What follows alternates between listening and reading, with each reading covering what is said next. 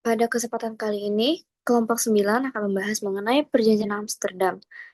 Sebelumnya, anggota kelompok kami terdiri dari Naila Hilmi, Satrio Rizky Nurrahmaji, Rahmat Alif Prasetya, dan saya sendiri Zahra Regitautan. Boleh selanjutnya?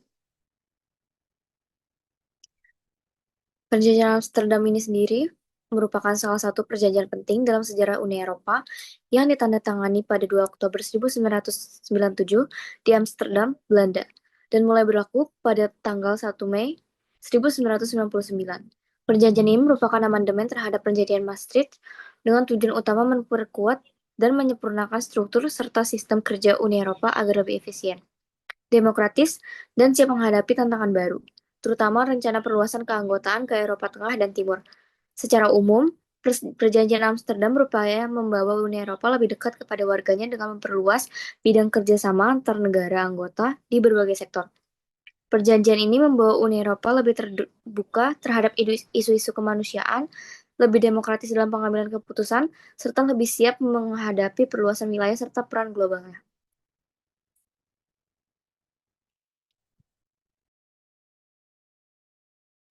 Selanjutnya terdapat latar belakang pendirian dari Perjanjian Amsterdam. Pada pertengahan tahun 1990-an, Uni Eropa berada di masa transisi besar, yakni setelah berlakunya Perjanjian Maastricht, Eropa mulai merasakan perubahan cepat di bidang politik dan sosial.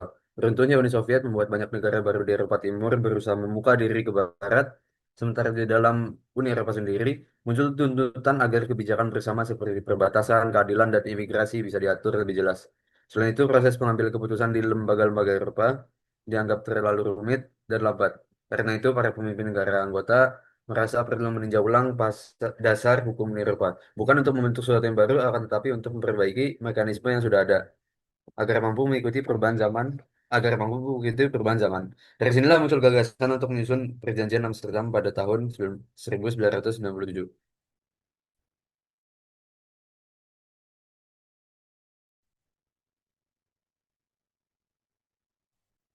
Oke, selanjutnya yaitu isi perjanjian dari Amsterdam sendiri. Yang pertama itu ya perjanjian Amsterdam ini memperluas penggunaan prosedur codecision sehingga Parlemen Eropa mendapatkan peran legislatif yang lebih besar dalam banyak bidang. Ini merupakan perubahan prosedural utama yang mempengaruhi alur pembuatan undang-undang di Uni Eropa. Yang kedua yaitu Schengen Acquis yang dimasukkan ke dalam kerangka hukum Uni Eropa. Jadi dengan kata lain, aturan tentang penghapusan kontrol perbatasan internal, visa, dan kerjasama polisi diterapkan di bawah Uni Eropa, bukan di luar. Dan ini memerlukan penyesuaian hukum dan prosedural yang dituangkan dalam teks perjanjian. Yang ketiga, yaitu ada area kebebasan, keamanan, dan juga keadilan. Perjanjian ini meletakkan dasar hukum bagi area kebebasan, keamanan, dan keadilan. Aspek-aspeknya seperti asilem, imigrasi, kerjasama yudisial, dan kepolisian diberi landasan yang lebih jelas. Ketentuan ini mengatur delegasi kewenangan, mekanisme kerjasama, dan juga prosedur legislatif khusus. Lalu selanjutnya itu adalah High Representative and In-Charge Cooperation. Perjanjian ini juga memperkenalkan posisi High Representative untuk Common Foreign dan Security Policy sebagai figur koordinatif awal, serta menyediakan basis hukum untuk In-Charge Cooperation, yaitu mekanisme bagi sekelompok negara anggota untuk melangkah lebih jauh bila seluruh anggota tidak sepakat. Yang terakhir yaitu Qualified Majority Voting. Jadi perjanjian ini memperluas penggunaan Qualified Majority Voting pada bidang-bidang tertentu dan melakukan penyesuaian teks termasuk ketentuan transisi yang mengatur bagaimana pasal-pasal mulai berlaku setelah ratifikasi. Semua perubahan ini dituangkan dalam teks konsolidasi perjanjian. Boleh next.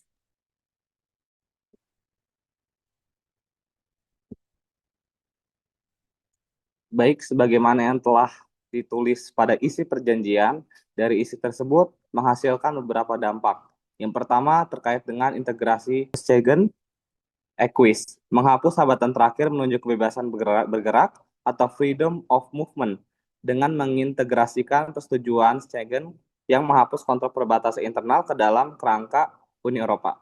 Kemudian yang kedua, peningkatan kerjasama di bidang peradilan, hukum, dan imigrasi untuk menciptakan keamanan di seluruh wilayah Uni Eropa, yang dimana bermaksud untuk pilar ketiga Maastricht dipindahkan ke pilar pertama Komunitas Eropa dan kebijakan migrasi. Kemudian Uni Eropa menjadi bertanggung jawab untuk membuat undang-undang tentang imigrasi, hukum sipil atau prosedur sipil sejauh diperluaskan untuk pergerakan bebas orang. Lalu berikutnya yang ketiga, kebijakan luar negeri dan keamanan bersama, Common Foreign and Security Policy (FSP) yang lebih kuat, yang mana akan mengendalikan sistem untuk meningkatkan kontrol perbatasan internal dipandang dapat diatasi apabila masalah perbatasan eksternal Uni Eropa juga diatasi dan diatur.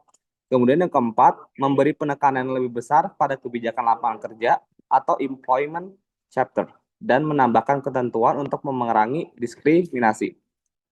Lalu, perlunya upaya bersama dari semua negara anggota untuk mengatasi pengangguran di Uni Eropa, meskipun penyediaan lapangan kerja tetap merupakan kewajiban utama pemerintah nasional. Kemudian yang kelima, memperluas prosedur co-decision, keputusan bersama, memberikan wewenang legislatif yang lebih besar kepada Parlemen Eropa, sehingga meningkatkan aspek demokratis dalam pengambilan keputusan Uni Eropa.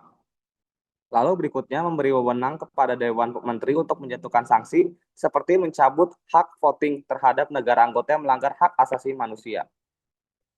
Lalu berikutnya yang ketujuh, memperkenalkan prinsip yang mengizinkan sejumlah negara anggota minimal 8 negara untuk bekerja sama lebih erat meskipun tidak semua negara anggota menyetujuinya, asalkan hal tersebut tidak merugikan proses integrasi Eropa secara keseluruhan.